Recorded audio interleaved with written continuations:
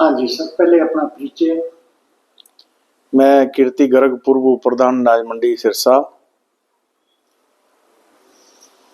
कीर्ति जी, अब ये आपके मंडी के इलेक्शन हो रहे हैं प्रधान पद के लिए, उसमें आप खड़े हो, तो आपने क्या सोच के ये इलेक्शन लड़ने की आपके मन में आई? इससे पहले भी आप इस संस्था में सचिव पद पे थे क्या? उपप्रधान उपप्रधान रह चुके हैं, तो उसके बारे में थोड़ा विस्तार से। देखिए, ये 6 साल पूर्व की बात है कि पिताजी ने कहा कि आपको चुनाव लड़ना है, तो मैंने कहा आपका अगर मन है तो मैं ये चुनाव लड़ने के लिए तैयार हूँ। उस टाइम उप प्रधान के लिए कोई अभी उम्मीदवार नहीं था, मंडी के लिए कार्य करने के लिए कोई भी आदमी नहीं था।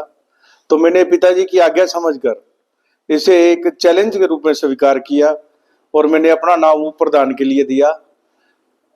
जबकि मुझ पर फिर भी दबाव आया कि आप बैठ जाओ, पर मैंने पिताजी को पहले बोल दिया था कि मेरा भी आत्मसम्मान है, अगर मेरा एक बार नाम आ गया तो मैं वापस नहीं लूंगा।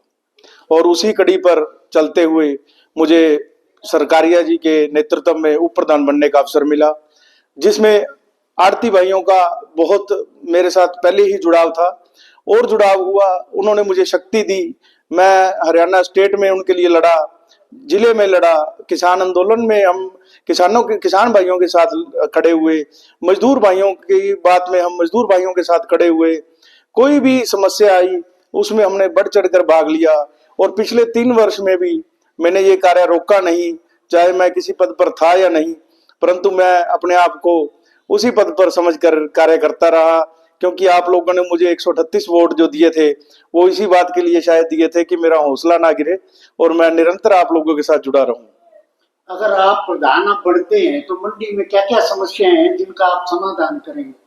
देखिए, कुछ समस्याएं तो हमारे उस समय की पड़ी हैं पेंडिंग, जिनको हम अपने अनुभव से जल्द हल करना चाहते हैं।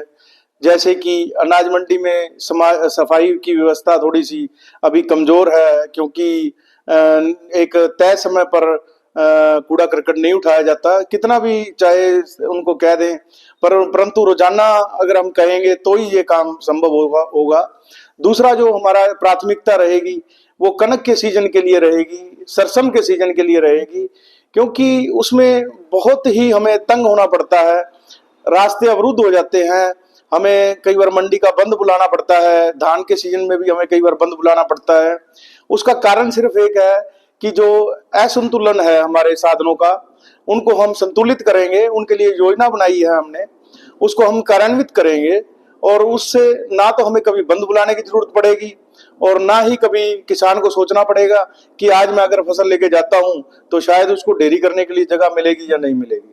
आम आड़ती को आप क्या संदेश देना चाहते हैं?